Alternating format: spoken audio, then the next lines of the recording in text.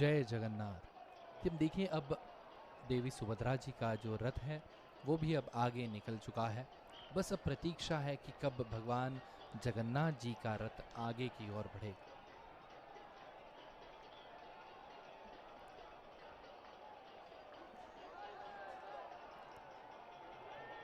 आज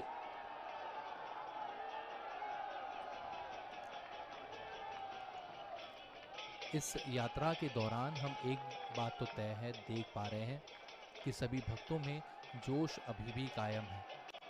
अभी आज भगवान जगन्नाथ अपने मौसी के घर की ओर प्रस्थान तो कर ही रहे हैं। अगले कुछ दिनों के लिए अपने मौसी के घर विश्राम करेंगे। कहा यूँ जाता है कि पेट भर खाने के बाद, मौसी के लाड प्यार के बाद, भगवान जगन्नाथ जी थोड़े से आलसी हो जाते हैं, थोड़ी सी तबीयत उनकी ठीक नहीं रहती। इसी कारणवश एक हफ्ते के लिए आराम फरमाते हैं भगवान जगन्नाथ जी अपने भाई और बहन के साथ। और जब तबीयत ठीक हो जाती है तब भगवान जगन्नाथ जी फिर एक बार अपने घर की ओर निकलते हैं। लेकिन घर पहुंचते पहुंचते इतने दिनों के लिए, जब अपने संसार की भ्रमंती करने के लिए भगवान अपने भाई और बहन के साथ निकल तो पड़े थे, लेकिन माता लक्ष्मी का क्या? और माता लक्ष्मी जब नाराज हो जाती हैं तब उनको किस तरह से मनाया जाता है भगवान जगन्नाथ जी के द्वारा, ये तो बात देखने जैसी होती है जब हम घर वापसी का वो दौर देखते हैं। वो भी लुभावने दृश्य हैं जो हमें नज़र आते हैं जब हम वापसी के यात्रा की बात करते हैं। लेकिन आज भगवान जगन्नाथ अपने भाई और बहन के साथ, ये देखिए क्या खूबसूरत ये नज़ारा है। ऐसे ही दृश्य हमें नज़र आते हैं पंढरपुर में भी, जहाँ पर विट्ठल के दर्शन करने के लिए, भगवान विट्ठल जी के दर्शन करने के लिए जब कई सारे संस्थानों से कई सारे लोग निकलते हैं घर से बाहर, कई दिनों का जाप करते करते पैदल पंढरपुर तक का सफ़र तय करते हैं। वहाँ पर पहुँचने से पहले ऐसे ही दृश्य नज़र आते हैं और मानो वही तो दृश्य है। कृष्ण के रूप अनेक हैं, नाम अनेक हैं, लेकिन काम एक ही है, जनता के दुखों को हरना, भक्तों के दुखों को हरना। फिर वो किसी भी रूप में हो, श्री कृष्ण के रूप में हो, पंढरपुर के विट्ठल के रूप में हो, जगन्नाथ के रूप में हो, या फिर द्वारकाधीश के नाम से जाने जाते हो, हर एक रूप में भगवान समाये हैं। हर एक भक्त में वो इस कदर समाये हैं कि ये जोश ऐसे ही बरकरार रहता है, ये उत्साह ऐसे ही बरकरार रहता है। और ये जो देखिए क्या बात है, ये देखिए कृष्ण की भक्ति में तल्लीन, भगवान जगन्नाथ की भक्ति में लीन, ये सभी भक्त इस कदर एकजुट हो जाते हैं मानो ये दृश्य यहाँ के नहीं किसी और ही दुनिया के हैं जो हमें देखने मिल जाते हैं। बहुत खूबसूरत ये नज़ारा, बहुत खूबसूरत ये दृश्य फिलहाल हम देख रहे हैं। देवी सुभद्रा जी का रथ एक जगह रुका हुआ है, मानो आगे की भीड़ को थोड़ा सा आगे और ले जाने का वक्त है, और उसी बीच ये थोड़े से वक्त के लिए रुके हैं। फिर ये रथ आगे बढ़ेगा गुंडीचा मंदिर की ओर। जय जगन्नाथ।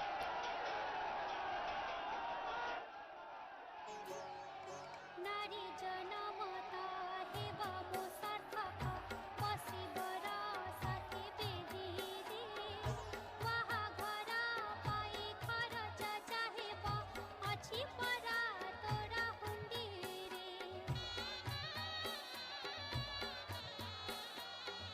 नारी जनमता हेवा मो सार्थक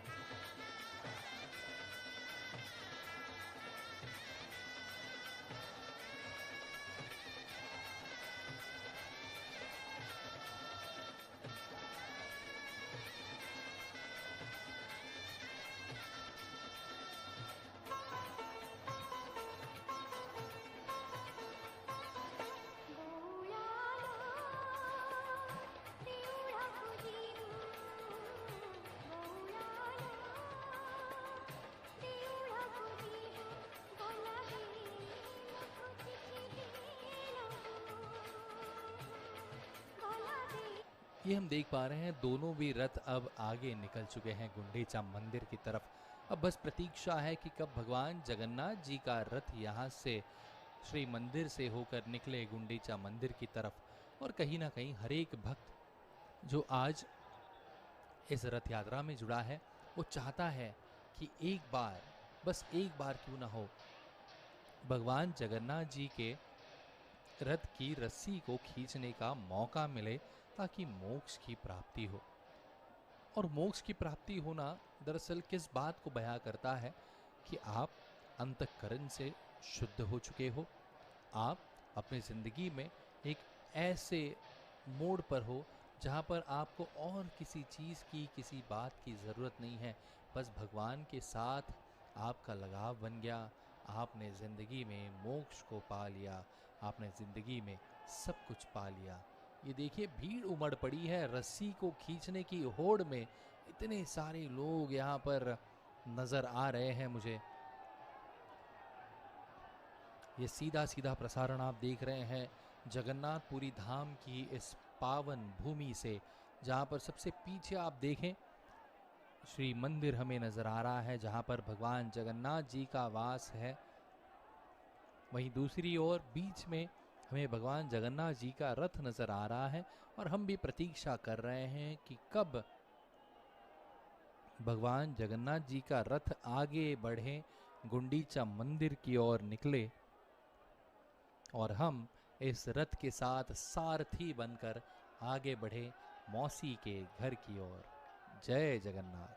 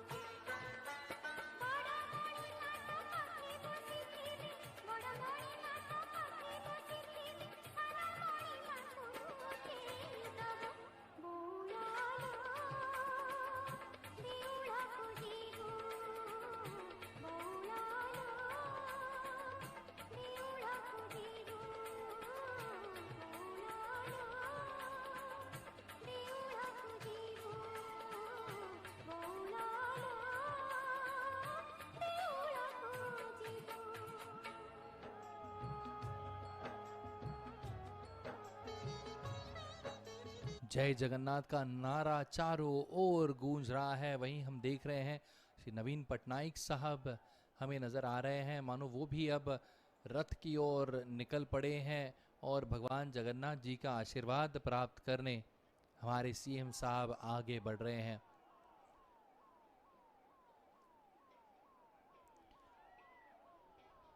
होता यही है इंसान का अपने ज़िंदगी में भगवान के प्रति क्या आदर भाव है, और वही इंसान को बहुत बड़ा भी बनाता है। जैसे आप भगवान की श्रद्धा में लीन होते हैं, उसी तरह से भगवान भी आपको जो अपेक्षित चीज़ें हैं वो देते रहते हैं। और यहाँ पर आने वाला हर एक भक्त बहुत भोला है, बहुत सीधा साधा है।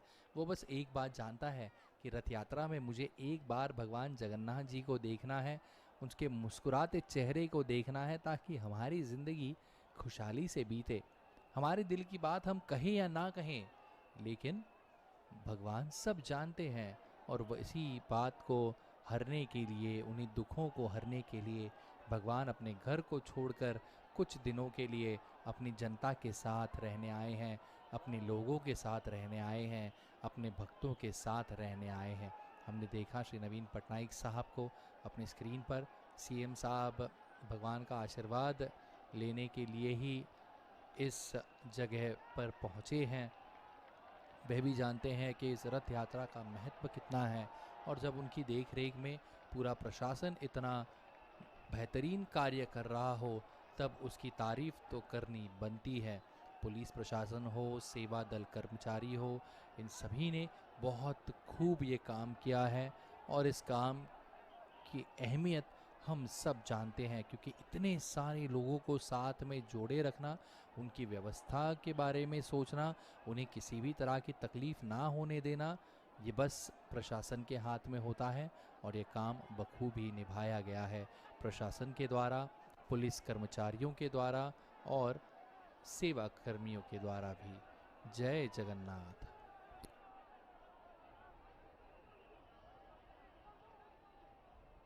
त्रिक्षेत्र मणिमा पासे तोर बीजे पुणी श्रीक्षेत्र मणिमा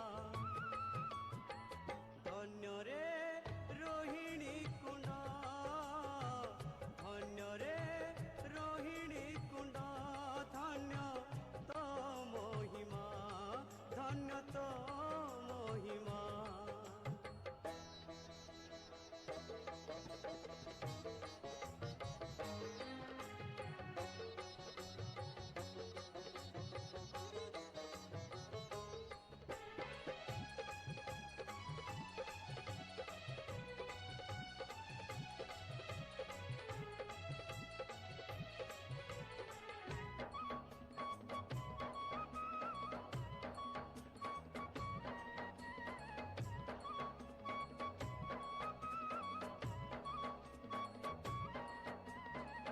नीलकान्तमणि पाहाच तोर ज्योतिरे नयन करे उज्जवल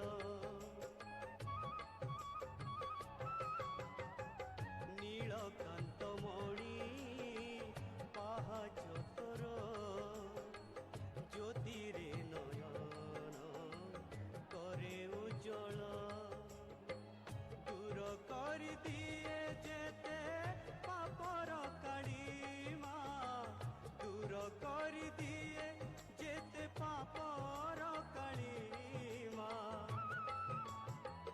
धन्य रे रोहिणी कुंड धन्य रे रोहिणी कुंड धन्य तो महिमा धन्य तो महिमा केते तोर पुण्य बल केते तोर पुण्य बल केते तोर पुण्य बल केते तोर पुण्य बल नाही तार सीमा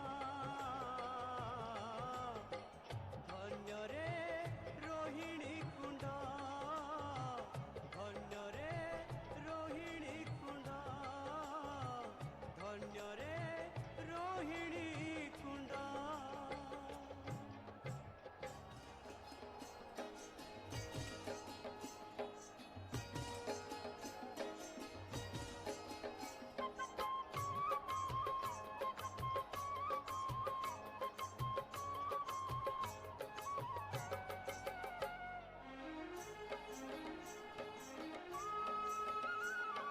दुनिया रे सबुठारु भाग्यवान मुहि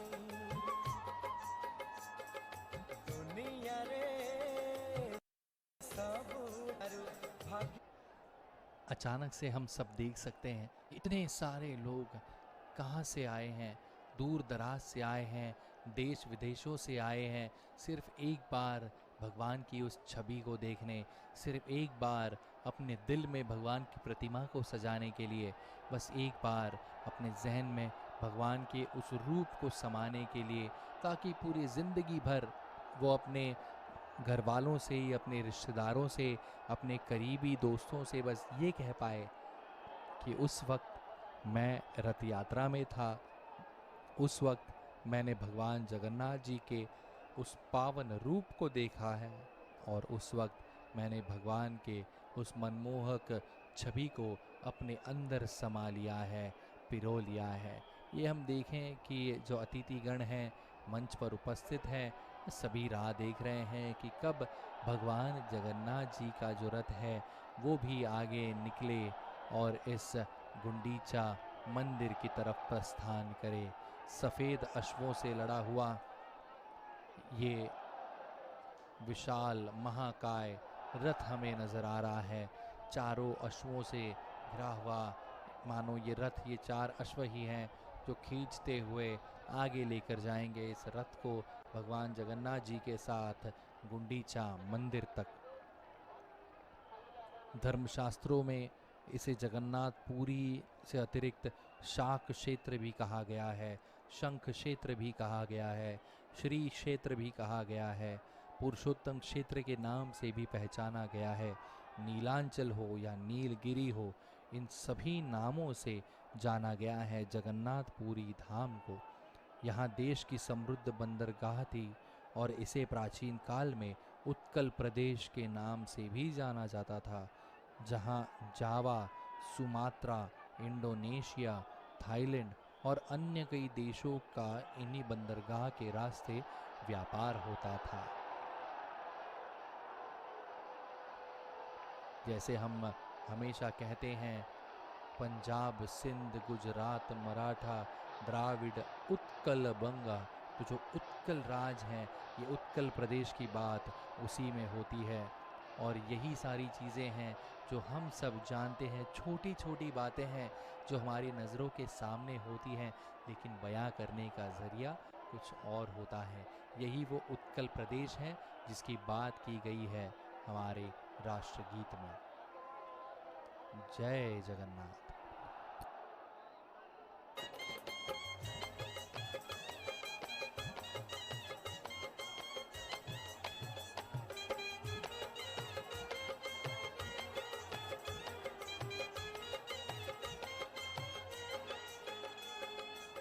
श्री गुंडीचा ठारू श्रीमंदिर जाए मुहि सिना पुण्य पथ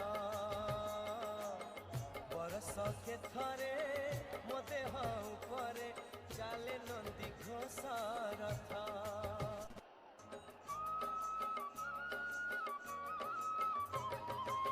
श्री गुंडीचा ठारू श्रीमंदिर जाए मुहि सिना पुण्य पथ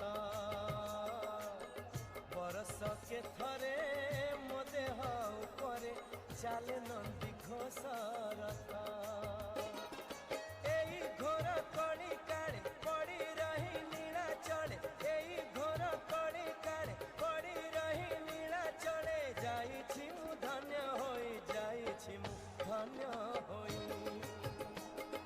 धूली गंगा परा मुही धूली गंगा परा मुही दुनिया रे सबुठारु भाग्यवान मुही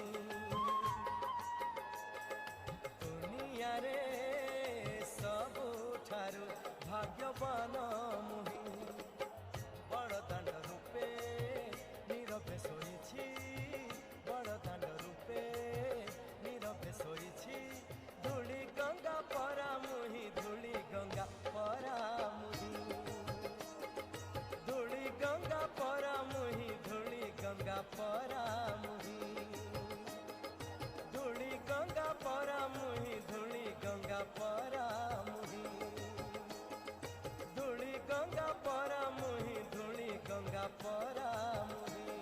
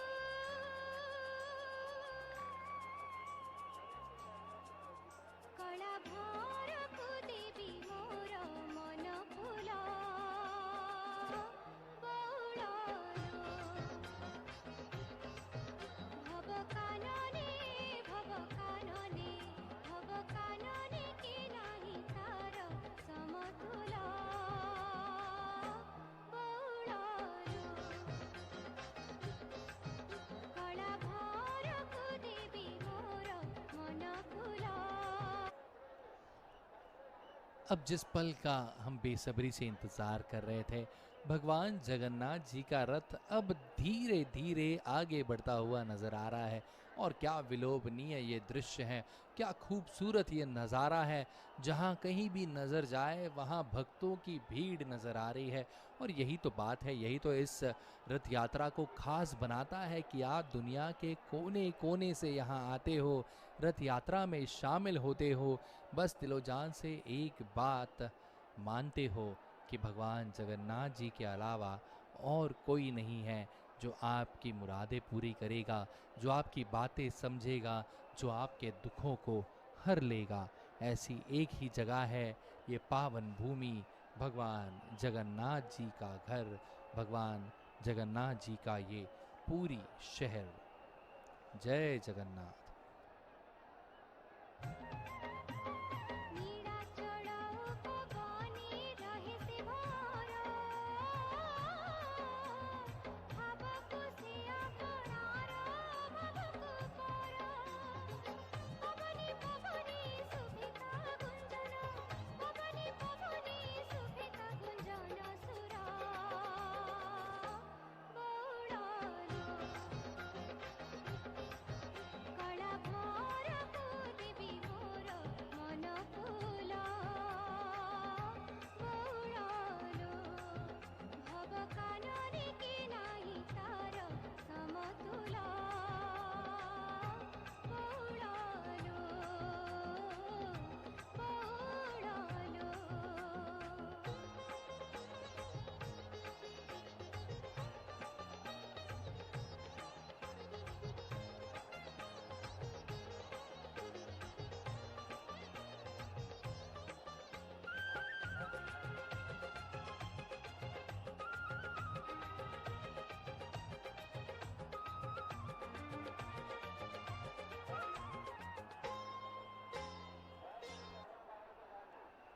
तो चलिए और एक रोचक कहानी की ओर रुख करते हैं, जहाँ पर एक और भगवान जगन्नाथ जी का नारा लगाते हुए जोश के साथ, तल्लीनता के साथ ये भक्त नाच रहे हैं, झूम रहे हैं, जय जगन्नाथ का नारा लगा रहे हैं।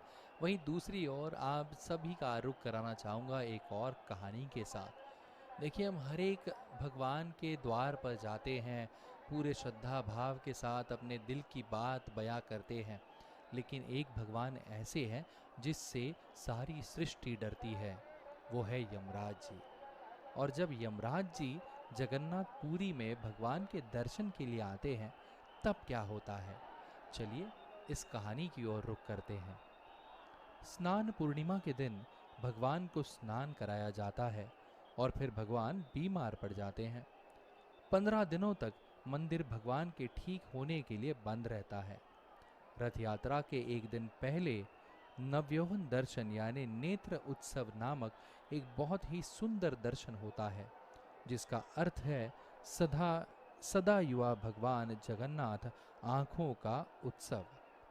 यह वह दिन है जब भगवान जगन्नाथ सभी भक्तों को दर्शन देने के लिए तैयार होते हैं। लेकिन उससे पहले देवता जो है भगवान जगन्नाथ जी के दर्शन करने आते हैं। रात में देवता दर्शन करने आते हैं और अगले दिन पंडों और पंडों के परिवार दर्शन करते हैं और अंत में सभी भक्त दर्शन करते हैं। नेत्र उत्सव के एक दिन पहले जब देवता रात में भगवान जगन्नाथ के दर्शन करने के लिए आ रहे थे, तो कई देवता दर्शन करने आए और चले भी गए। तब अंतिम आगंतुक यमराज थे।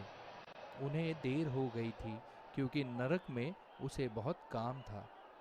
अतः जब वे मुख्य वेदी के भीतर जाने ही वाले थे कि उसने देखा कि छत पर एक गौरैया बैठी है।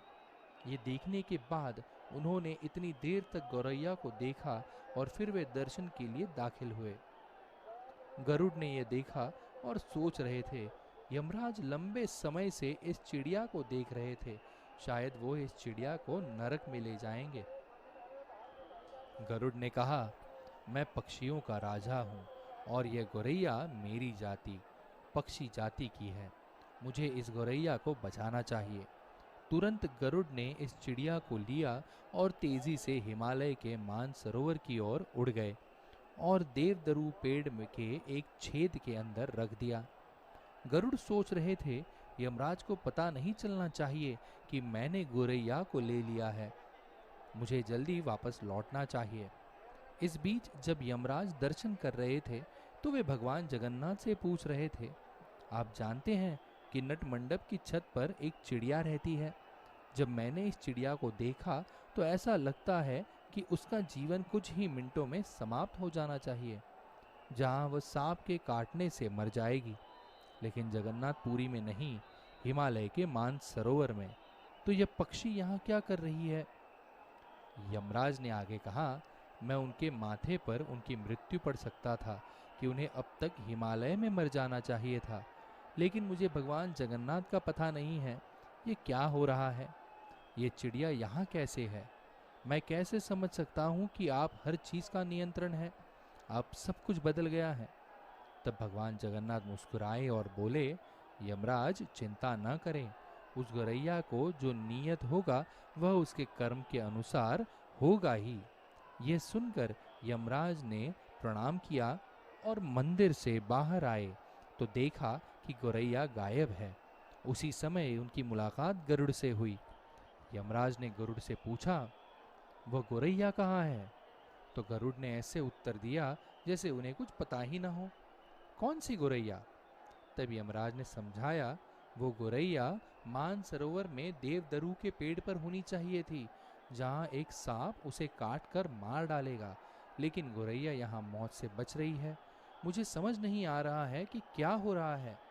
वास्तव में भगवान जगन्नाथ नियंत्रक हैं और ऐसा होना चाहिए कि वह गौरैया हिमालय में हो। गरुड़ इतने दुखी और परेशान हो गए कि फिर कबूल कर दिया, दरअसल मैं उस चिड़िया को अभी अभी बहुत तेजी से हिमालय ले गया था, यह सोचकर कि इससे पहले कि आप उसकी जान ले ले, मैं उस चिड़िया को बचा लेना चाह रहा था। यह सुनकर यमराज हंसने लगे और जब भगवान जगन्नाथ ने गरुड़ को देखा तो वह गरुड़ को देखकर मुस्कुराने लगे। इस तरह भगवान जगन्नाथ नियंत्रित करते हैं। बहुत से लोग अपने शरीर को धाम में छोड़ना चाहते हैं, लेकिन हम ये नहीं कह सकते कि क्या नियति होगी, क्योंकि ये भगवान की इच्छा है। हालांकि अगर कोई भक्त ईमानदारी से और विनम्रता पूर्वक धाम में शरीर छोड़ने की प्रार्थना करता है तो भगवान उसका जवाब देते हैं। जय जगन्नाथ।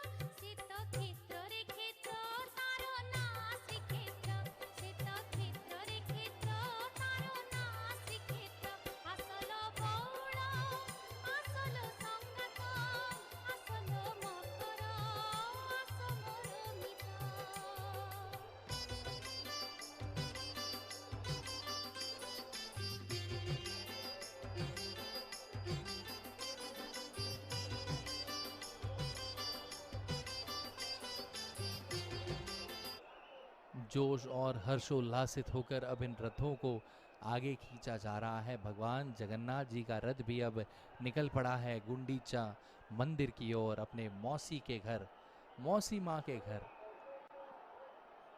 एक ऐसी जगह जहाँ पर हर एक इंसान खुद को देखना चाहता है, खुद को अलग तरह से अनुभव करना चाहता है, वो होता है मौसी का घर या फिर मामा का घर, जहाँ पर वो खेलता है, कूदता है, जो भी चाहिए मन करे वो करता है। ऐसे ही अब भगवान जगन्नाथ जी अपने भाई और बहन के साथ निकल पड़े हैं अपने मौसी के घर। कुछ दिनों का विश्राम करने के बाद फिर एक बार घर की ओर बढ़ेंगे ज़रूर, लेकिन तब तक का ये जो सफ़र है जो हम देख रहे हैं, इस यात्रा के दौरान जब भगवान जगन्नाथ जी का जो रथ है वो अब निकल पड़ा है गुंडीचा मंदिर की तरफ। जय जगन्नाथ। ছিল সকল তীর্থ শ্বেতক্ষেত্রে ক্ষেত্র তার নাম শ্রীক্ষেত্র শ্বেতক্ষেত্রে ক্ষেত্র তার নাম শ্রীক্ষেত্র আসল বৌল আসল সংগত আসল মকর আসমরমিত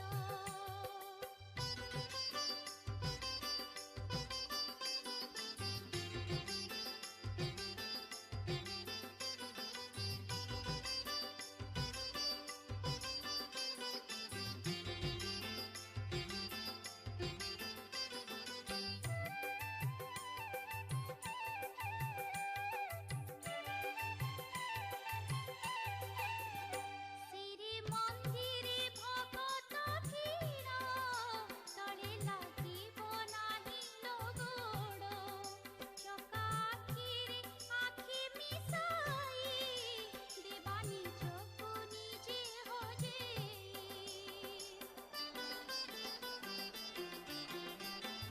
শ্রী মন্দিরে ভগত ভিড় তলে লাগিব নাহি লগোড় চকা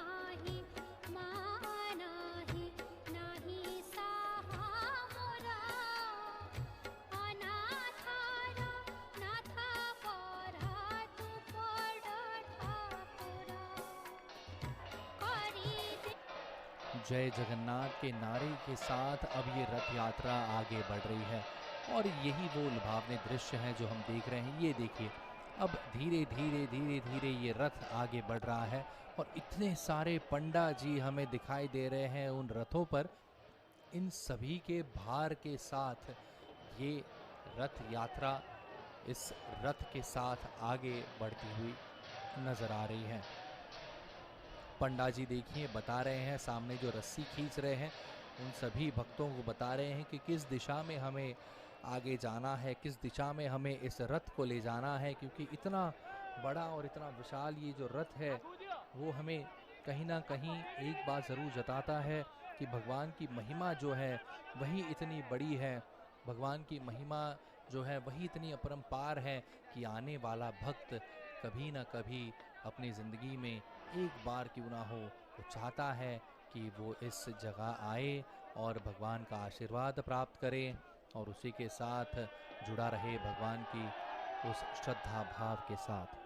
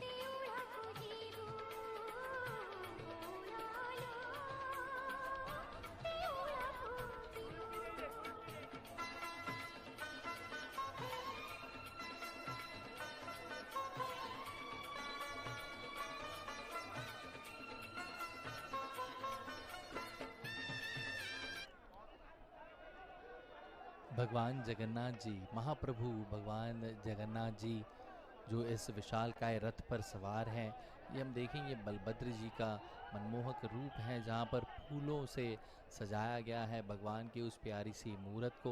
ये भगवान जगन्नाथ जी की उस प्यारी सी मूरत को भी सजाया गया है फूलों के साथ, फूल मालाओं के साथ, पुष्प मालाओं के साथ। मानो हर जगह प्रसन्नता है, हर जगह का वातावरण काफ़ी मनमोहक है और उसी तरह से ये दृश्य भी तो हमें नज़र आ रहे हैं जहाँ पर कई सारे पंडा जी भी इन रथों पर सवार हैं। तो हम बस यही सोच सकते हैं कि इस रथ का भार और कितना बढ़ चुका होगा।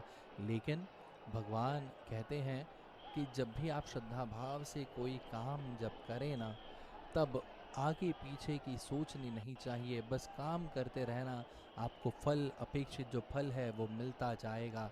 और यही एक हर एक भक्त भी सोच रहा है कि मैं बस इस रथ को खींचता चला जाऊं गुंडीचा मंदिर की तरफ और मेरी जो दिल की कामनाएं हैं, मेरी जो मनोकामनाएं हैं वो पूरी ज़रूर होंगी, क्योंकि भगवान जानते हैं कि मुझे क्या चाहिए और क्या नहीं चाहिए। तो इसी तरह से हम जुड़ते हैं रथ यात्रा के साथ भगवान जगन्नाथ जी की इस पावन भूमि पर, पूरी शहर में। जय जगन्नाथ।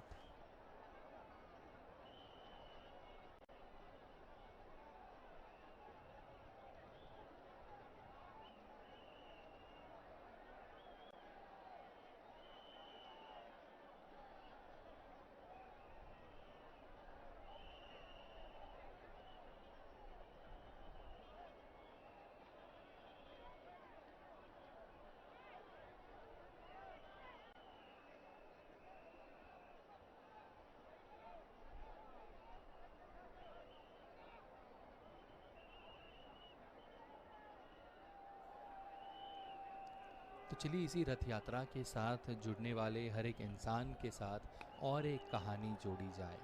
ये कहानी हाल ही में 6 से 7 साल पहले घटित भगवान जगन्नाथ की भक्तों के साथ जो लीला है उसे बयां करता है। जगन्नाथपुरी मंदिर में पिछले 6-7 वर्षों में निम्नलिखित लीलाएं हुई हैं। जगन्नाथपुरी मंदिर का एक सुरक्षा गार्ड बहुत प्रेम और भक्ति के साथ गीत गोविंद गाते हैं। मजना मंडप में शाम के समय बहुत से लोग आते हैं और भगवान जगन्नाथ के लिए उल्लासपूर्ण कीर्तन करते हैं।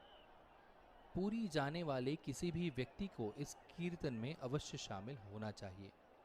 ये सुरक्षा गार्ड सुबह 6 बजे से दोपहर 1 बजे तक मंदिर में भगवान जगन्नाथ का भजन गाने जाते थे। इसके बाद उन्होंने झपकी ली और 1 घंटे बाद उठे।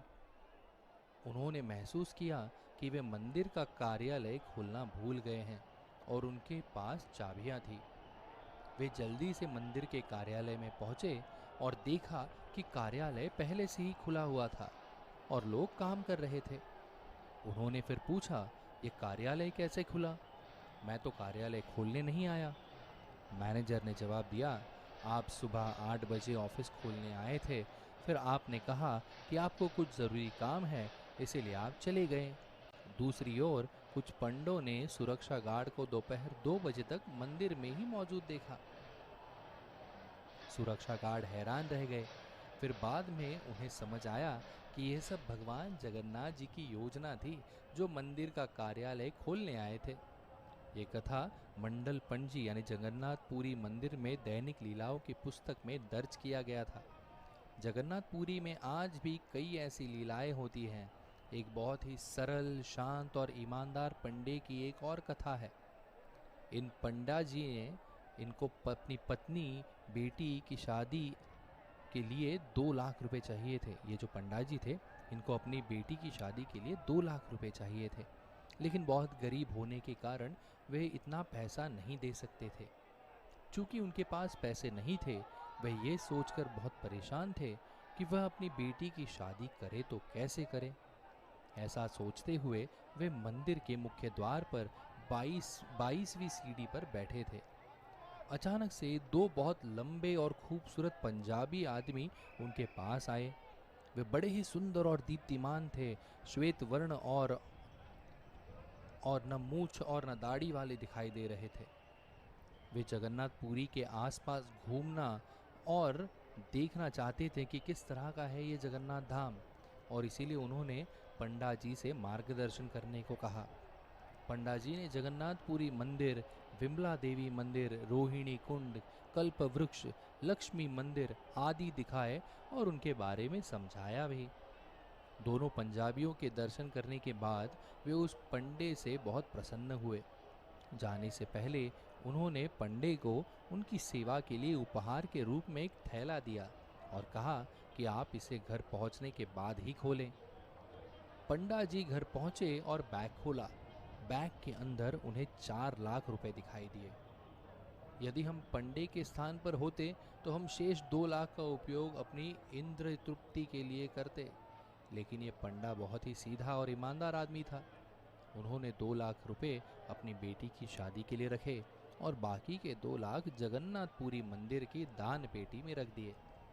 हाल ही की इन दिनों लीलाओं की बात भक्त नहीं चाहते थे कि उनका नाम प्रकट किया जाए। भगवान जगन्नाथ सबसे दयालु हैं। वे उन भक्तों के साथ आदान प्रदान करते हैं जो ईमानदारी और प्रेम से उन्हें पुकारते हैं। और ये थी वो 2 रोचक कथाएं जो भगवान जगन्नाथ जी की ज़िंदगी से जुड़ी हुई थी, उनके भक्तों से जुड़ी हुई थी। कुछ देर बाद मैं और एक कहानी आपको बताऊंगा। जब गुरु नानक जी जगन्नाथपुरी पहुँचे थे, उस वक्त क्या हुआ था, बताऊंगा कुछ ही देर में। जय जगन्नाथ।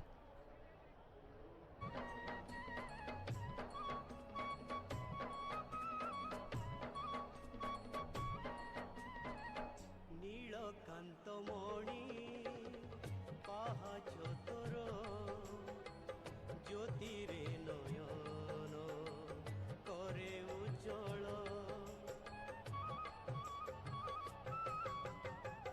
নীলকান্তমণি পাহাচ তোর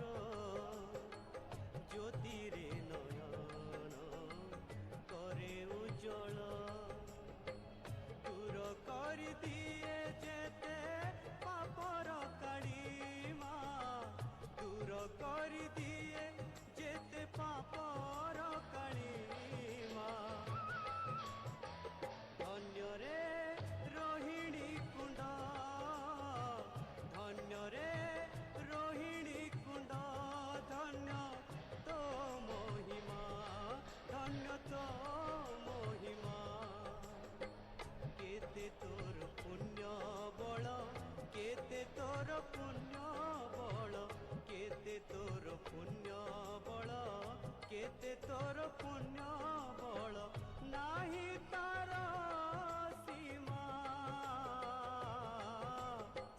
धन्य रे रोहिणी कुंड धन्य रे रोहिणी कुंड धन्य रे रोहिणी कुंड।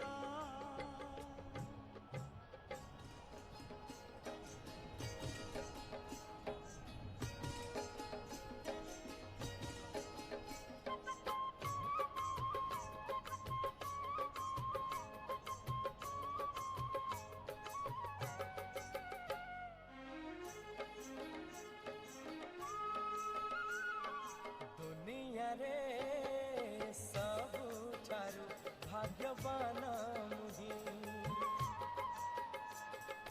दुनिया रे सबुठारु। अब बात करेंगे 15वीं शताब्दी की, जब गुरु नानक जी पहुँचे भगवान जगन्नाथ जी के दर्शन करने या उनके द्वार। 15वीं शताब्दी में गुरु नानक अपने एक शिष्य के साथ जगन्नाथपुरी आए।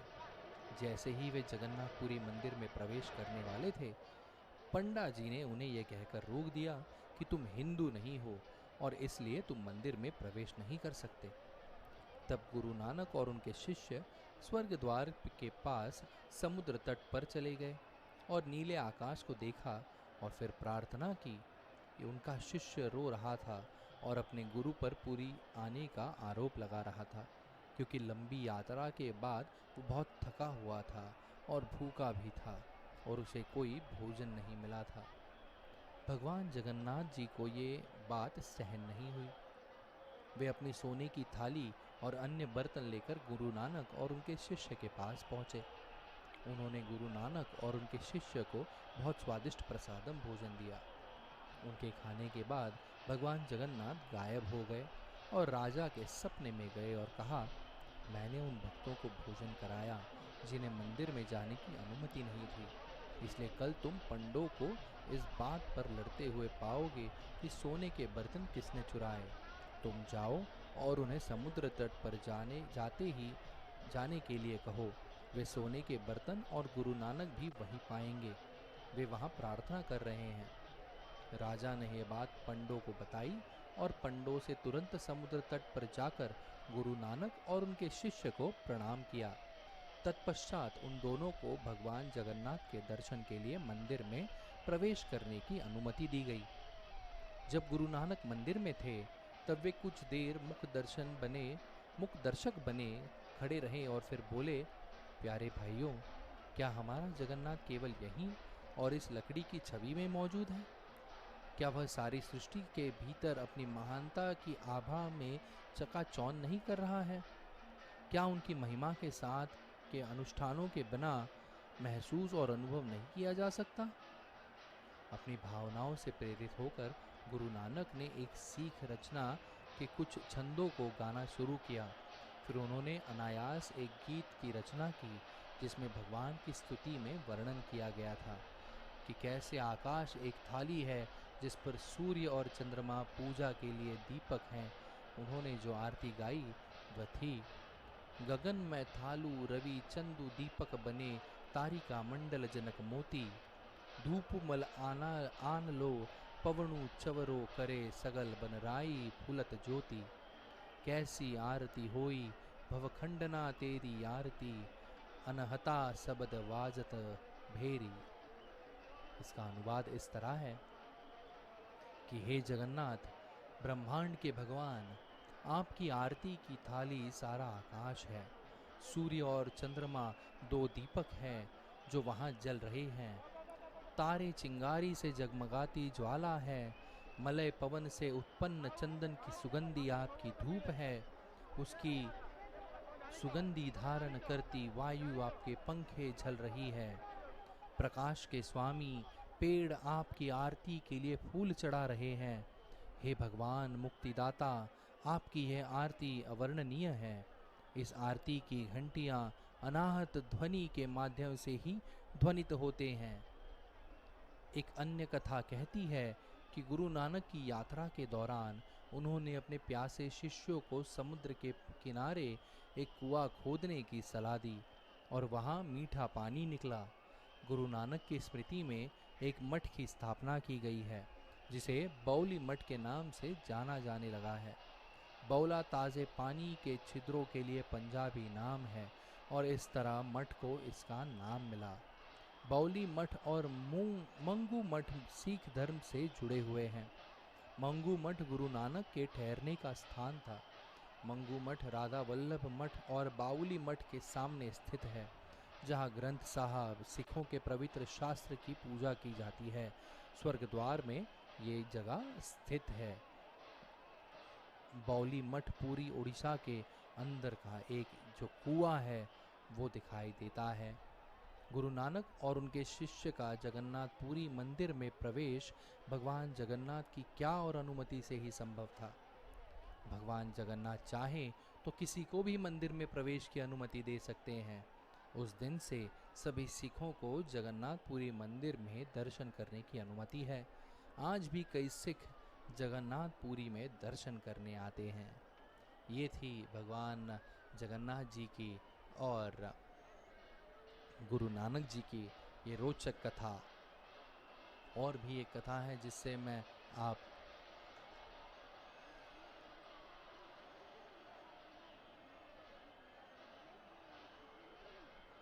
और ये कथाएं, ये मान्यताएं मैं आपसे जोड़ा रखूँगा। इसी तरह से और एक कहानी से आपको जोड़ूंगा बस कुछ ही देर में। जब भगवान ने थाली में रखा सारा भोग ख़त्म कर दिया था, फिर आगे क्या हुआ बताऊंगा बस कुछ ही देर में। जय जगन्नाथ।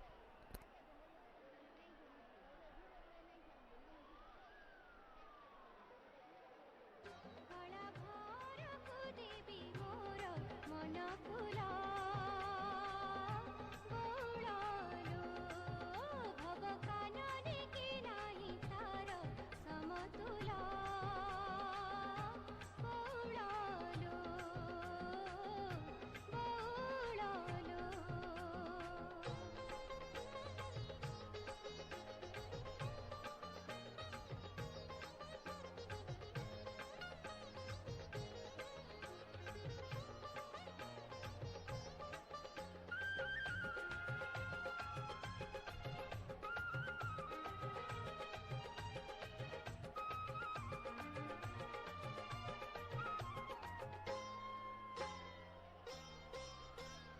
नीलाचल उपवने रहे से भर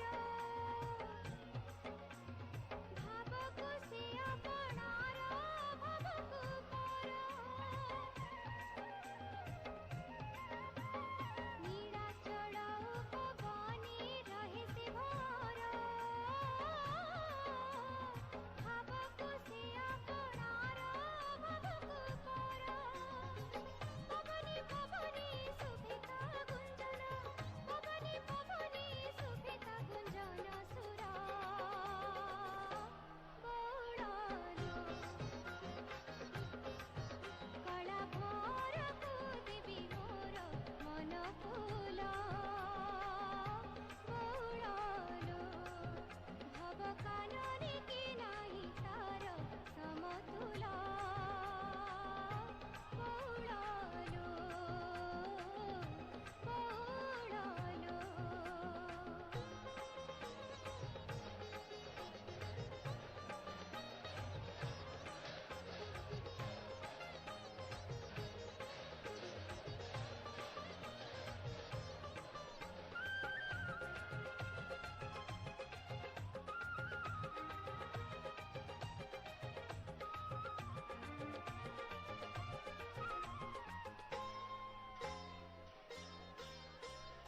ए फूल जनम भरा से घर पाई ता चरणी दଳି देउ दुख टिके नाही ए फूल जनम भरा से घर पाई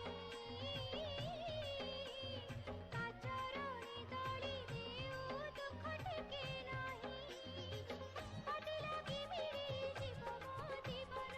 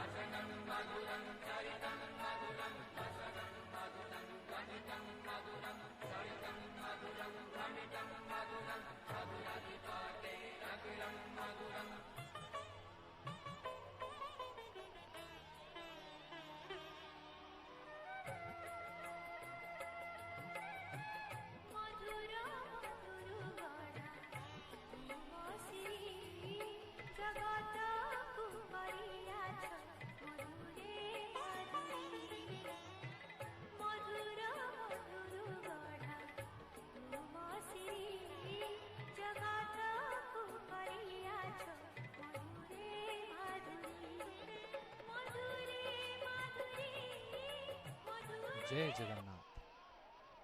तो चलिए, जैसे कि मैंने वादा किया था और एक कहानी के साथ आपको जोड़ूंगा कि जब भगवान ने थाली में रखा हुआ सारा भोग खत्म कर दिया, तब आगे क्या हुआ।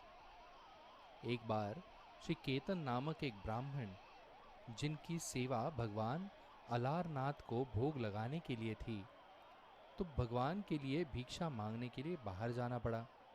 उन्होंने अपने छोटे बेटे मधु को अपनी अनुपस्थिति में प्रसाद बनाने की जिम्मेदारी दी। मधु को भगवान के भोजन को उनके सामने रखने और भगवान से उन्हें स्वीकार करने की प्रार्थना करने का निर्देश दिया। जब पहला भोग लगाने का समय आया तो मधु भगवान के लिए भोजन लेकर आया और प्रार्थना की, हे मेरे प्रिय कृपालु भगवान, कृपा इस भोग को स्वीकार करे।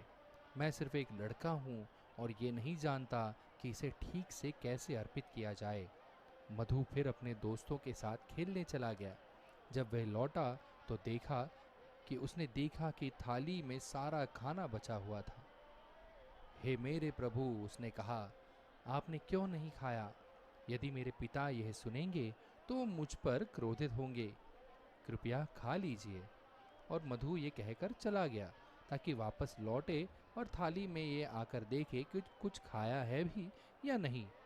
उसकी आंखों में आंसू के साथ उसने फिर से भगवान से खाने के लिए विनती की। जब मधु तीसरी बार लौटा तो प्रभु का थाल खाली था। मधु खुशी खुशी खाली थाली माँ के पास ले गया। प्रसाद कहाँ है? माँ ने पूछा। भगवान अलारनाथ ने सब कुछ खा लिया, मधु ने यह कहकर उत्तर दिया। 3 दिनों तक मधु और उसके परिवार ने उपवास किया, क्योंकि मधु ने जब भी भगवान को भोग लगाता था, भगवान सब कुछ खा जाते थे। जब श्री केतन लौटे और स्थिति के बारे में सुना तो उन्होंने अपने बेटे को डांटा, तुमने भगवान के प्रसादम से क्या साथ किया है? तुम्हें भगवान के प्रसादम के साथ क्या किया है? उन्होंने इसे खा लिया पिताजी। मैंने इसे वैसे ही भोग लगाया था जैसे आपने मुझे सिखाया था। वे नहीं खा सकते। श्री केतन ने उत्तर दिया, वे सिर्फ एक पत्थर के विग्रह हैं। श्री केतन के ये देखने का फैसला किया कि क्या हो रहा है, इसलिए वह एक खंबे के पीछे छिप गए, जबकि उनका बेटा भगवान को भोग लगा रहा था। मधु के चले जाने के बाद श्री केतन ने देखा कि भगवान नीचे पहुंचे और मीठे चावल का कटोरा उठाया। श्री केतन ने खंबे के पीछे से छलांग लगाई और भगवान के शरीर पर गर्म मीठे चावल बिखेरते हुए भगवान का हाथ पकड़ लिया। रुकिए, श्री केतन चिल्लाए, क्या कर रहे हैं आप? कभी विग्रह के खाने की बात किसने सुनी है? यदि आप सब कुछ खा लोगे तो हम कैसे जिएंगे? भगवान ने उत्तर दिया, हे ब्राह्मण की आड़ में भौतिकवादी, मैं कभी भी आप जैसे विश्वासहीन व्यक्ति से भक्ति से रहित प्रसाद स्वीकार नहीं करता। मैंने मधु के प्रसाद को स्वीकार किया क्योंकि उसने मुझे सादगी और प्रेम के साथ भोग लगाया। आज भगवान के पुजारी भगवान के शरीर पर कई निशान बताते हैं जहां उन्हें मीठे चावल से जलाया गया था। ये निशान अभी भी विग्रह पर दिखाई देते हैं।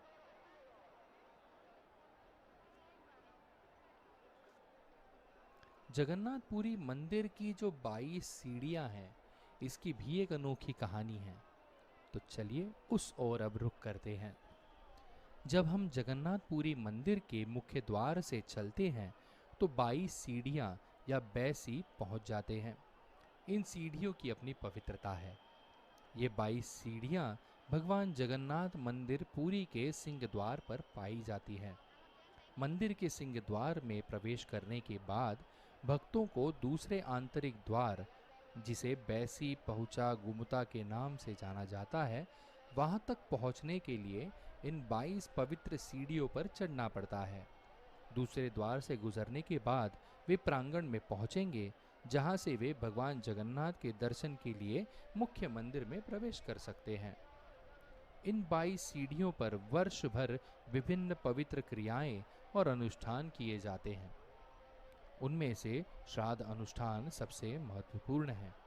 श्राद्ध हिंदुओं का वार्षिक पिंडदान अनुष्ठान है, एक अनुष्ठान जिसमें पूर्वजों को भोजन दिया जाता है।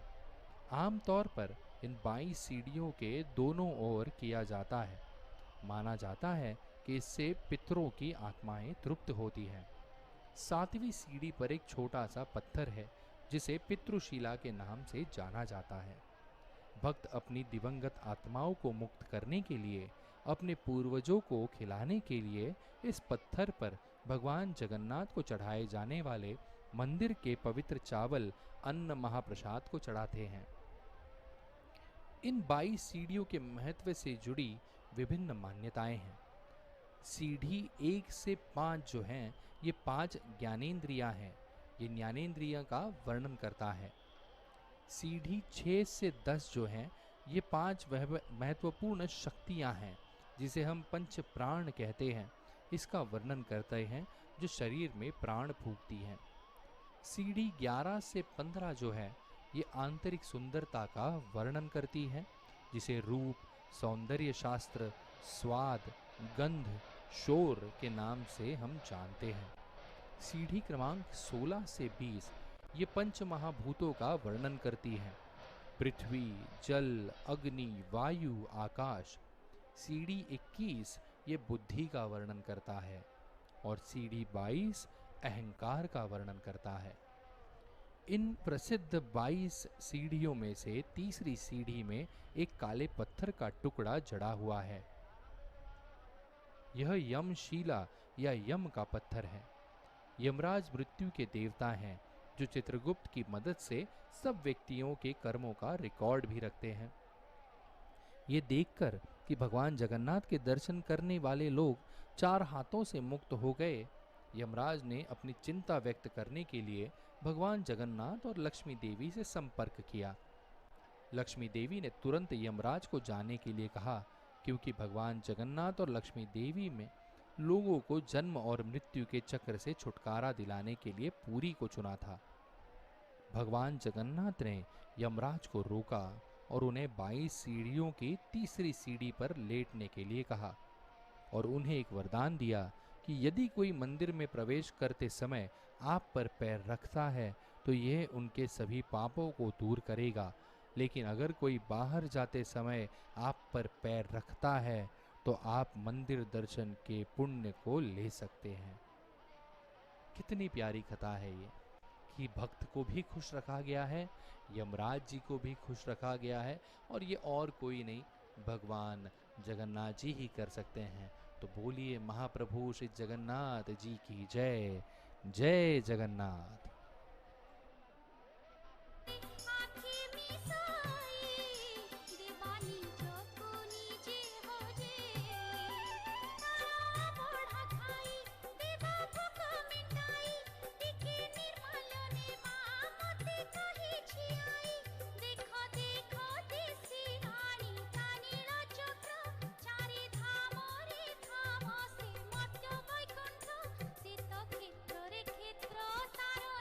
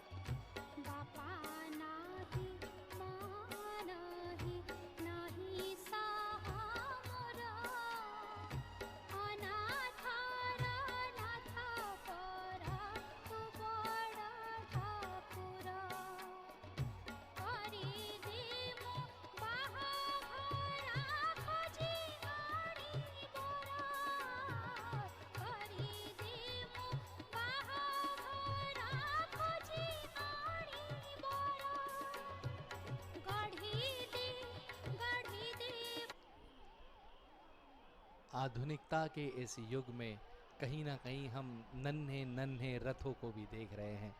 ये तो वही प्रतिमा है कि आप भगवान के बाल स्वरूप को देखें या फिर वृद्धावस्था की बात करें, ये भगवान के उस रूप को जताते हैं जहाँ पर भगवान छोटे से छोटे घर के मंदिरों में भी बसते हैं और बड़े से बड़े महलों में भी रहते हैं। इस रथ को भी उसी तरह से मानो बनाया गया है कि जिस तरह से ये जो बड़ा महाकाय विशाल रथ हमें नज़र आता है, और भक्तों की श्रद्धा भी देखिए, उस बड़े से रथ को तो छू लिया हमने, लेकिन इस छोटे से रथ का भी महत्व जानते हैं। भगवान की प्रतिमा बड़ी हो या छोटी, कारगर तो सारे भी साबित सारे होते हैं। और वहीं और एक रोचक सी कथा है भगवान जगन्नाथ जी और गणपति बाप्पा की, यानी गणपति भट्ट की, तो उस ओर भी चलिए रुख करते हैं। पुराणों में कहा गया है कि जो कोई भी भगवान जगन्नाथ को जगन्नाथपुरी में देखता है, उसे इस भौतिक दुनिया में फिर से जन्म नहीं लेना पड़ेगा। केवल भगवान को रथ पर रखने से व्यक्ति आध्यात्मिक जीवन में उन्नति करता है और जन्म और मृत्यु की पुनरावृत्ति को रोक सकता है। हम में से कई लोगों को संदेह है कि एक बार जब हम जगन्नाथपुरी जाते हैं और भगवान जगन्नाथ के दर्शन करने के बाद क्या वास्तव में इसका मतलब ये है कि हमारा अंतिम जीवन है और हम मुक्त हो जाएंगे? आइए जानते हैं इस कथा के जरिए। एक बार गणपति भट्ट नामक के एक ब्राह्मण थे। वे कर्नाटक के एक छोटे से गांव में रहते थे और वे भगवान गणेश के उपासक थे। उन्होंने अपने पूरे जीवन के लिए अपने परिवार की देखभाल की और फिर बाद में सेवानिवृत्त हो गए। तब उन्हें अपने हृदय में सच्ची अनुभूति हुई कि ये भौतिक शरीर अस्थाई है। मैंने जो कुछ किया है उसका क्या उपयोग है? अंत में मुझे इस भौतिक संसार को छोड़ना होगा और कभी जन्म नहीं लेना होगा। उनका उद्देश्य भगवान ब्रह्म ज्योति के तेज में विलीन होकर मुक्ति प्राप्त करना था। वह बार बार पुराण पढ़ता थे और ब्रह्म पुराण में उन्हें यह श्लोक मिला, यात्रा साक्षात जगन्नाथ शंख चक्र गदाधर जनता जर दर्शन मुक्तिम यो दृष्टि कृपा निधि। यानी शंख, चक्र, गदा और कमल के धारक भगवान जगन्नाथ को जगन्नाथपुरी में जो कोई भी देखता है, उसे इस भौतिक संसार में फिर से जन्म नहीं लेना पड़ेगा। वे समझ गए कि एक बार जब वे जगन्नाथपुरी में भगवान जगन्नाथ के दर्शन करने जाएंगे तो वे उनमें विलीन हो जाएंगे। सच्चे मन से उन्होंने अपने गांव से जगन्नाथपुरी की यात्रा शुरू की और फिर वे मधुपुर गांव के पास अथरनाला पुल पर पहुंचे। गणपति भट्ट ने इस पुल से जगन्नाथपुरी मंदिर को देखा। उन्हें बहुत खुशी हुई कि बहुत जल्द प्रभु के दर्शन करके उसे मुक्ति मिल जाएगी। तभी उन्होंने देखा कि बहुत से लोग जगन्नाथपुरी मंदिर जा रहे हैं और फिर एक मुट्ठी प्रसाद लेकर बाहर आ रहे हैं और अपने घर वापस जा रहे हैं। उसने उन्हें यह पूछने के लिए रोका कि तुम कहाँ जा रहे हो? उन्होंने उत्तर दिया, हमें भगवान के दर्शन हुए, यहाँ महाप्रसादम है जिसे हम अपने घर ले जा रहे हैं। तो उन्होंने पूछा, आप कैसे वापस जा सकते हैं? एक बार जब आप भगवान जगन्नाथ के दर्शन कर लेंगे तो आपको मुक्ति मिल जाएगी, लेकिन आप मुक्त नहीं हो रहे हैं, आप अपने घर वापस जा रहे हैं। मैं कैसे विश्वास कर सकता हूँ कि आपने वास्तव में भगवान जगन्नाथ के दर्शन किए हैं? तो उन्होंने जवाब दिया, अरे तुम पागल हो गए हो क्या? क्या तुम सोचते हो कि भगवान जगन्नाथ को देखने के बाद हम मर जाएंगे? दफा हो जाओ।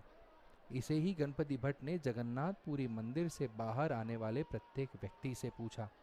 उन सभी ने सोचा कि गणपति भट्ट एक पागल आदमी थे और उन्होंने उनकी उपेक्षा की। गणपति भट्ट रो रहे थे और सोच रहे थे कि पुराणों के वचन झूठे हो सकते हैं, लेकिन भगवान जगन्नाथ ने देखा कि ये ब्राह्मण बहुत ईमानदार है, इसीलिए वे उस पर दया करना चाहते थे। भगवान जगन्नाथ के खुद को एक ब्राह्मण पंडे के रूप में प्रच्छन्न किया और गणपति भट्ट के पास गए। जो अथरनाला पुल पर बैठे और रो रहे थे। उन्होंने गणपति भट्ट से पूछा, तुम क्यों रो रहे हो? गणपति भट्ट ने उत्तर दिया, मैंने पुराणों में पढ़ा है कि यदि कोई भगवान जगन्नाथ के दर्शन करेगा तो उसको मुक्ति मिल जाएगी, लेकिन ये लोग भगवान जगन्नाथ के दर्शन करके अपने घर वापस क्यों जा रहे हैं? ब्राह्मण ने कहा, पुराण में जो कुछ भी उल्लेख किया है वह सब सच है। यदि कोई इच्छा करता है तो निश्चित रूप से मुक्ति मिलेगी। आपके पास एक ईमानदार हृदय है, इसलिए आप जाकर भगवान जगन्नाथ से पूछ सकते हैं। ऐसा नहीं है कि भगवान जगन्नाथ किसी को भी ज़बरदस्ती मुक्ति देते हैं। जो भी उन्हें जगन्नाथपुरी में देखता है, लोगों की प्रबल भौतिक इच्छाएं होती हैं, इसलिए भगवान उन्हें इस जीवन में या अगले जीवन में आशीर्वाद देने की कृपा करते हैं। देखिए कितना सुहाना सा ये दृश्य हमें नजर आ रहा है, समंदर का ये जो दृश्य है। बढ़ते हैं फिर एक बार कहानी की ओर। इसलिए भगवान उन्हें जीवन में क्या अलग जीवन देते हैं, क्या आशीर्वाद देते हैं। इसी प्रकार से श्लोक कहता है कि रथ पर भगवान जगन्नाथ का देखने के बाद कोई फिर से जन्म नहीं लेगा। इसका मतलब ये नहीं कि वह जन्म नहीं लेगा, वह जन्म लेगा यदि उसका हृदय बहुत सारी भौतिक इच्छाओं से भरा है। लेकिन अगर कोई ईमानदार है और उसके हृदय में कोई भौतिक इच्छा नहीं है और वह वास्तव में मुक्ति चाहता है तो भगवान उसे कृपा देंगे। भगवान पिछले कर्मों को जलाकर भस्म कर देंगे और फिर आत्मा वापस परम भगवान के पास जाएगी, ब्रह्म ज्योति में विलीन हो जाएगी। यह इस बात पर निर्भर करता है कि आत्मा किस स्थान की इच्छा रखती है। यह सुनने के बाद गणपति भट्ट भगवान के दर्शन करने के लिए जगन्नाथपुरी मंदिर की ओर दौड़ पड़े। उस दिन स्नान पूर्णिमा थी, जहां भगवान के विग्रह स्नान करने के लिए बाहर निकाला जाता है। स्नान पूरा होने के बाद उन्होंने भगवान जगन्नाथ जी को देखा और सोचा, क्या भगवान जगन्नाथ वो हाथी यानी गणेश जी जैसे चेहरा नहीं है? वे यह सोचकर वापस चला आया कि उसने प्रार्थना करने की कोई आवश्यकता ही नहीं है, क्योंकि उसके भगवान गणेश है। तब भगवान जगन्नाथ जी ने मुदिरथ यानी जो राजा का प्रतिनिधित्व करता है, उस मुदिरथ से कहा, जाओ और उन्हें वापस बुलाओ और उनसे कहो कि भगवान जगन्नाथ का चेहरा हाथी जैसा होगा। मुदिरथ गणपति भट्ट के पास गए और कहा, वापस आओ और ठीक से देखो कि भगवान जगन्नाथ का वास्तव में हाथी का चेहरा है। तुमने दूर से देखा होगा और चले गए होंगे। जाओ और उन्हें अभी देखो। गणपति भट्ट दर्शन करने गए और उन्होंने भगवान का हाथी का चेहरा देखा।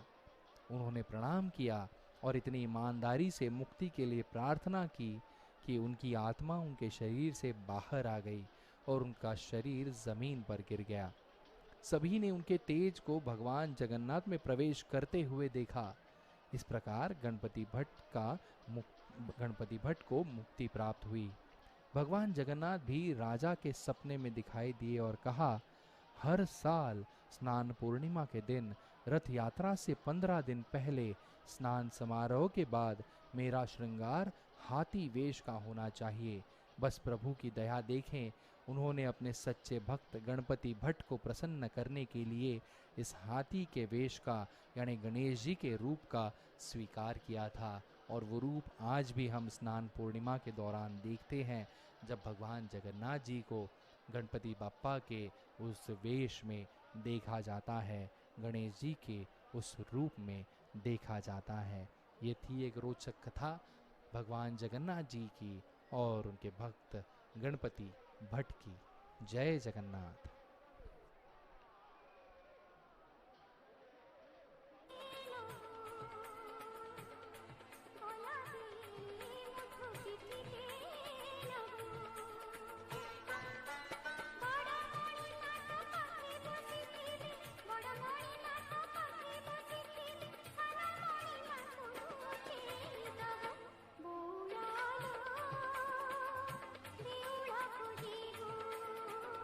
Bye.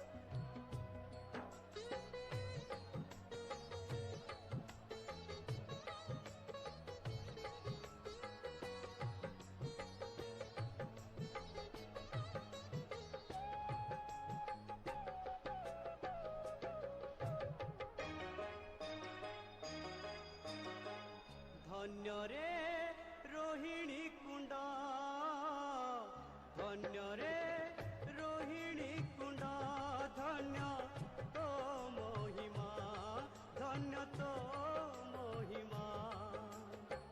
କେତେ ତୋର ପୁଣ୍ୟ ବଳ, କେତେ ତୋର ପୁଣ୍ୟ ବଳ, କେତେ ତୋର ପୁଣ୍ୟ ବଳ, କେତେ ତୋର ପୁଣ୍ୟ ବଳ, ନାହିଁ ତାର ସୀମା। ଧନ୍ୟ ରେ ରୋହିଣୀ କୁଣ୍ଡ, ଧନ୍ୟ ରେ ରୋହିଣୀ କୁଣ୍ଡ, ଧନ୍ୟ ତୋ ମହିମା, ଧନ୍ୟ ତୋ ମହିମା।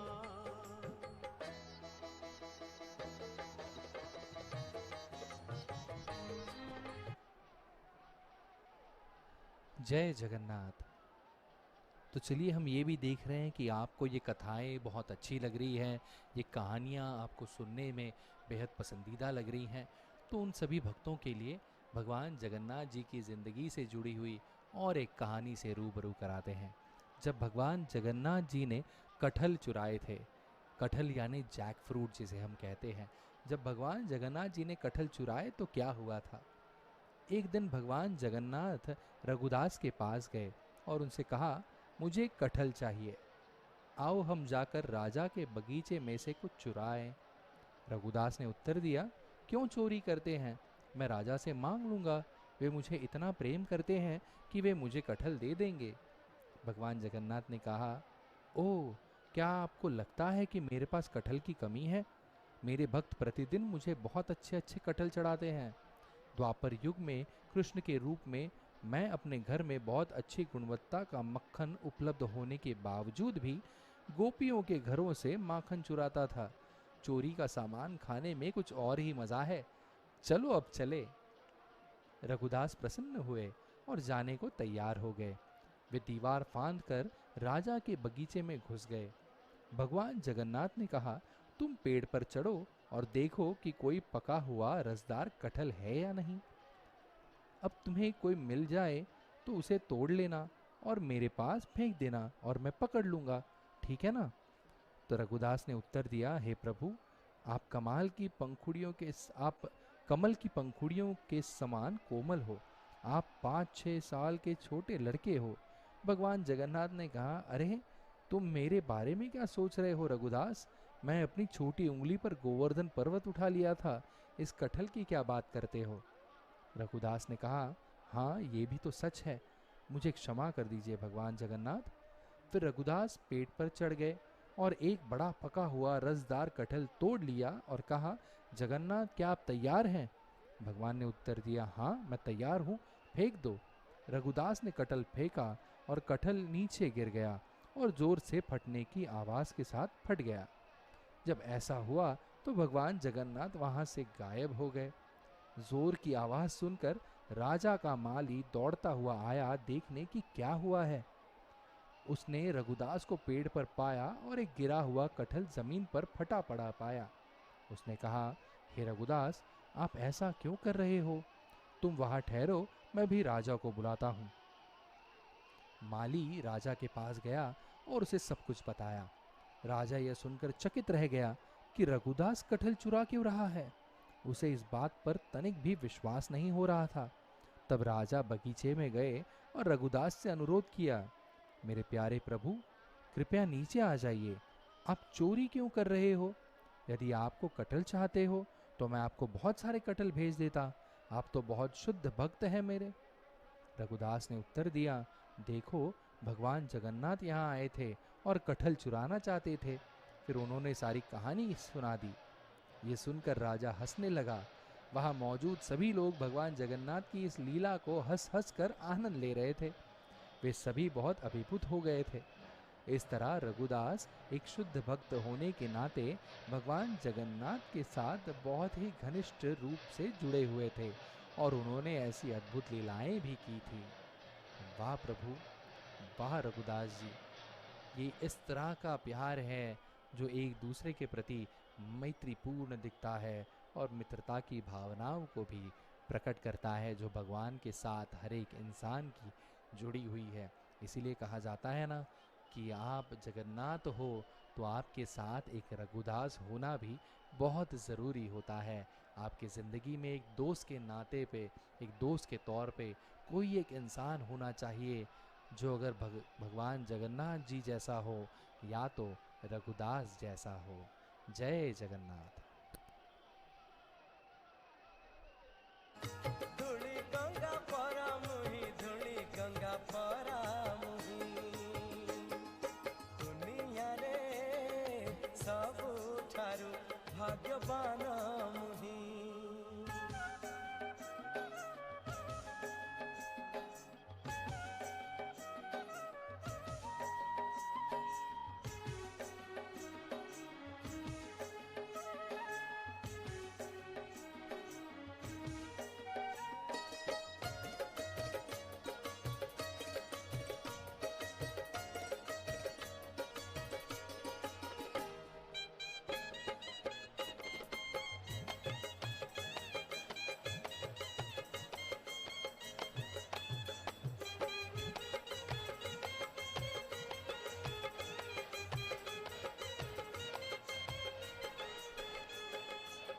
गंगा रे जे बड़े ही जोश के साथ पंडा जी हम देख रहे हैं जहाँ पर भगवान बलभद्र जी के रथ को ले जा रहे हैं गुंडेचा मंदिर की ओर। वहीं दूसरी ओर ठीक उनके पीछे है देवी सुभद्रा जी का रथ और उनके ठीक पीछे जगत के नाथ यानी जगन्नाथ जी का रथ हमें नजर आ रहा है। तो चलिए और एक रोचक कथा के साथ आपको हम जोड़े रखते हैं। जब इंद्रदेव जगन्नाथपुरी में महाप्रसाद खाने आए थे तब क्या हुआ था कि कई सैकड़ों साल पहले एक पंडा जगन्नाथपुरी के आनंद बाजार में भगवान जगन्नाथ का महाप्रसादम बेच रहे थे। मंदिर के बंद होने के समय एक बहुत सुंदर व्यक्ति प्रसादम की थाली लेने आया। उस पंडे ने प्रसादम थाली में एक अच्छा पकवान रखा और सुंदर आदमी को दे दिया। वह सुंदर आदमी ने प्रसादम खाया, हाथ धोया और मंदिर से निकल रहा था। पंडा परेशान हो गए कि इस सुंदर आदमी ने थाली का भुगतान नहीं किया। वे उसके पीछे पीछे दौड़ने लगे। जैसे ही वे पास पहुंचे, पंडे ने देखा कि सुंदर आदमी के पैर जमीन को नहीं छू रहे थे। पंडे ने पूछा, तुम कौन हो? क्या एक देवता हो? सुंदर आदमी ने उत्तर दिया, मैं इंद्र हूँ और मैं आपके महाप्रसादम से बहुत प्रसन्न हूँ। पंडे ने बताया, मैं अपने मित्रों को बताना चाहता हूँ कि मैं इंद्र से मिला हूँ। कृपया कुछ ऐसा करें कि वे मुझ पर विश्वास कर दें।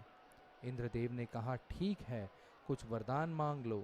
पंडे ने कहा, आप बारिश करने के कारण हैं, कृपया मुझे वर दें कि मैं जब चाहूँ उस जगह बारिश होगी। इंद्रदेव ने पंडे को एक मंत्र दिया और फिर वे स्वर्ग द्वार के लिए रवाना हो गए। अगले ही पल पंडे ने अपने दोस्तों को इंद्रदेव के बारे में बताया, लेकिन उनके मित्रों ने उन पर विश्वास नहीं किया और उन पर हंसने लगे। पंडे ने कहा, यह सच है, इंद्र ने आकर महाप्रसादम खाया, मुझे वरदान दिया है कि मैं जब चाहूँ वहाँ बारिश होगी। उनके मित्रों ने जवाब दिया, ओह क्या सच में? तो साबित करके दिखाओ।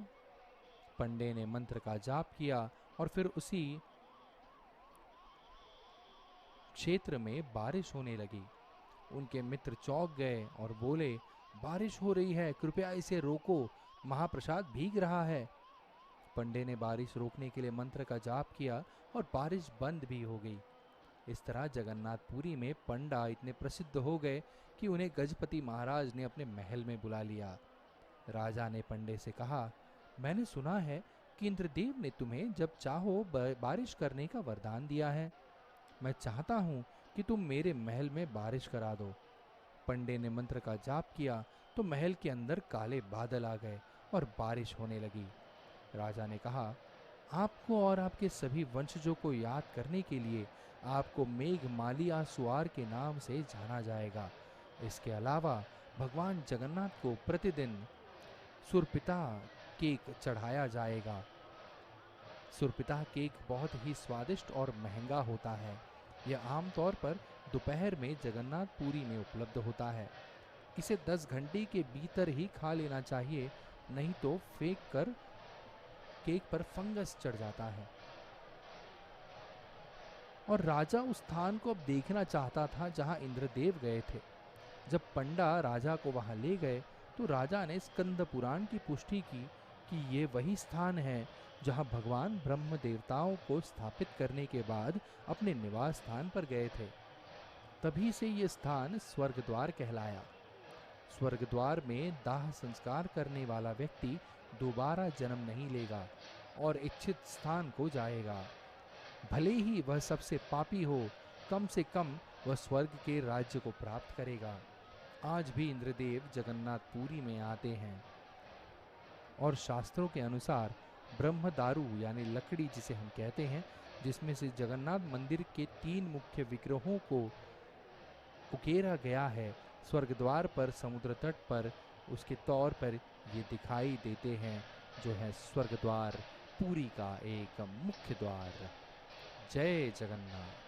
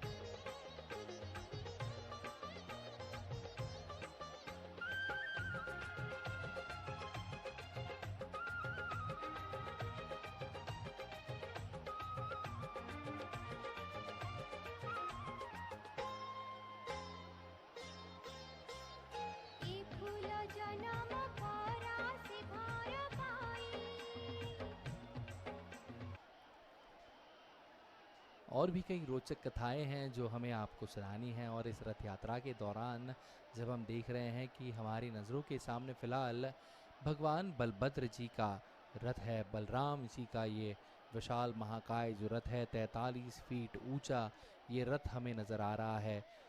और उनके ठीक पीछे माता सुभद्रा जी का रथ हमें नज़र आ रहा है और उनके पीछे हैं भगवान जगन्नाथ जी का रथ। तो चलिए और एक कहानी की ओर रुख करते हैं जब भगवान जगन्नाथ ने भक्त नीलांबर की किस प्रकार से रक्षा की थी। नीलांबर दास उत्तर भारत के गृहस्थ अपने परिवार की अच्छी देखभाल कर रहे थे और हरि कथा के लिए उनकी बहुत रुचि थी। उन्होंने हमेशा हरि कथा सुनी और इसके परिणाम स्वरूप उन्होंने इस भौतिक दुनिया से भगवान की भक्ति और वैराग्य प्राप्त किया। जब नीलांबर दास सेवानिवृत्ति की आयु में पहुंचे तो उन्होंने भगवान को देखने के लिए जगन्नाथपुरी जाने की इच्छा की। पवित्र नामों का स्मरण और जप करते हुए उन्होंने उत्तर भारत से जगन्नाथपुरी तक घने जंगलों के माध्यम से अपना रास्ता तय किया। जगन्नाथपुरी तक पहुंचने के लिए उन्हें गंगा नदी को पार करना पड़ा। भारी बारिश हुई और नदी में बाढ़ आ गई। वे एक केवट की तलाश कर रहे थे, जो वह नहीं मिला। केवट ने सोचा, शाम का समय है और इस व्यक्ति के पास बहुत पैसा होगा, इसलिए मैं नाव को गहरे पानी में बहा दूंगा, फिर इसके सारे पैसे लेकर इसे नाव से बाहर ढकेल दूंगा। जब नीलांबर दास को पता चला कि नाविक उन्हें किनारे पर नहीं ले जा रहा है, बल्कि वह गहरे पानी में जा रहा था, तो उन्होंने पूछा, तुम मुझे किनारे पर क्यों नहीं ले जा रहे हो? केवट ने उत्तर दिया, क्योंकि मैं तुम्हें मारना चाहता हूँ। नीलांबर दास ने पवित्र नाम का जप करना शुरू कर दिया और रो पड़े। वे मौत से नहीं डरते थे, बस उन्हें भगवान जगन्नाथ के दर्शन न होने की चिंता सता रही थी। नीलांबर दास ने प्रार्थना की, मेरे भगवान, मेरे प्रभु, मैं वास्तव में आपका सुंदर चेहरा देखना चाहता हूँ। आपको देखने के बाद मैं इस शरीर को छोड़ सकता हूँ, लेकिन अभी कृपया मुझे बचा लें। केतकी और मालती के फूलों से सजी पगड़ी, पीली धोती, ताजी मूछें और दाढ़ी पहने एक लंबा नीला सा आदमी क्षत्रिय जैसा भयानक दिखाई दे रहा था। वे मनुष्य के भेष में भगवान जगन्नाथ थे। प्रभु ने केवट को यहाँ आने का आदेश दिया। डर के मारे नाविक ने बचने की सोची। प्रभु ने शीघ्रता से नाव पर बाण चलाया और वह इतनी तेज ध्वनि से मारा कि नाव डगमगाने लगी। मौत के डर से उसने नाव को किनारे पर रवाना कर दिया। भगवान जगन्नाथ ने केवट से पूछा, तुम लोगों को धोखा क्यों दे रहे हो और राजा को कर नहीं दे रहे हो? केवट ने उत्तर दिया, कृपया मुझे क्षमा करें भगवान। भगवान जगन्नाथ ने नीलांबर दास से कहा, मैं यहाँ पुरी में प्रवेश करने वाले किसी भी व्यक्ति की रक्षा के लिए हूँ। अगर कोई यहाँ लोगों को धोखा देता है तो मैं उसे दंडित करूँगा और उसे यमराज के पास भेजूंगा। भगवान जगन्नाथ ने नाविक को नीलांबर दास को गंगा नदी के दूसरी ओर सुरक्षित रूप से भेजने के लिए कहा। अगर कुछ भी गलत हुआ तो उसे मार दिया जाएगा। केवट ने प्रणाम किया और नदी पार कर जगन्नाथपुरी पहुंचा। जिस दिन वे पहुंचे उस दिन रथ यात्रा थी। कुछ दूरी पर नीलांबर दास ने रथ पर विराजमान भगवान जगन्नाथ को देखा, जो बहुत ही सुंदर रंग रहे थे। वे परमानंद में हो गया और बोला, मेरे भगवान, मैं इतना भाग्यशाली हूँ कि आपके सुंदर रूप को देखकर मेरा जीवन सफल हो गया। इस भौतिक दुनिया में क्या देखना और बाकी है। उन्होंने इस प्रकार प्रार्थना करते हुए अपने शरीर को त्याग दिया और आध्यात्मिक निवास प्राप्त कर लिया। ये होती है भगवान के प्रति किसी भी श्रद्धालु की आस्था, जो हमें इन भक्तों के द्वारा दिखाई देती है। जय जगन्नाथ।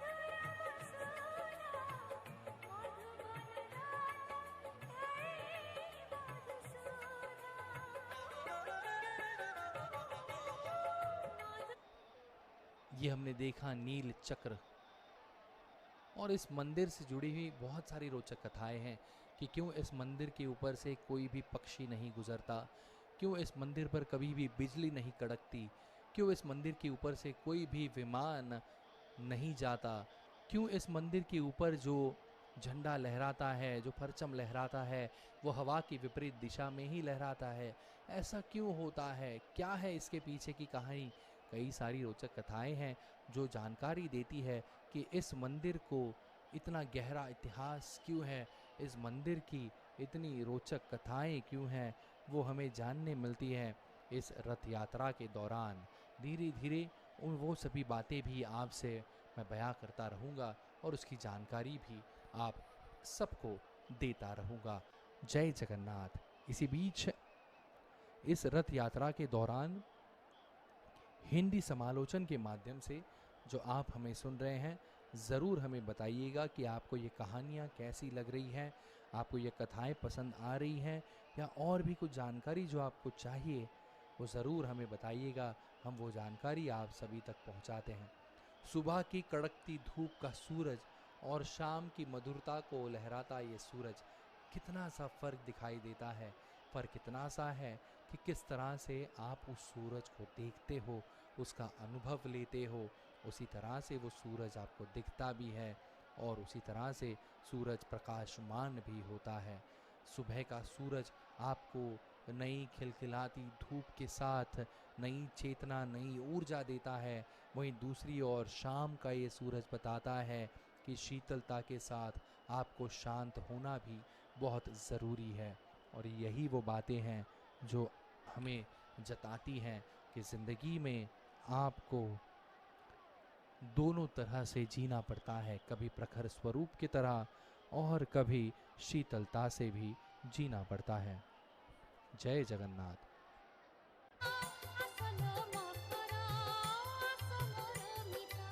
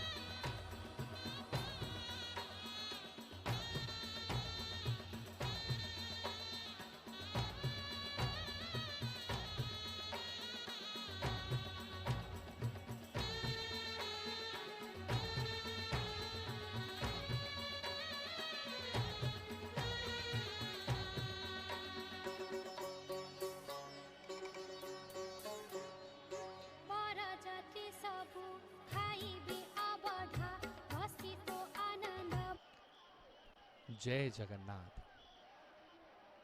इतना मोहक सा दृश्य है। सुबह से लेकर शाम हो चली है, लेकिन हमारे भक्तों का जो जोश है वो बिल्कुल भी कम नहीं हो रहा, और नज़र भी नहीं आ रहा कि ये कम होगा ज़रूर, क्योंकि वो जानते हैं कि ये रथ यात्रा साल में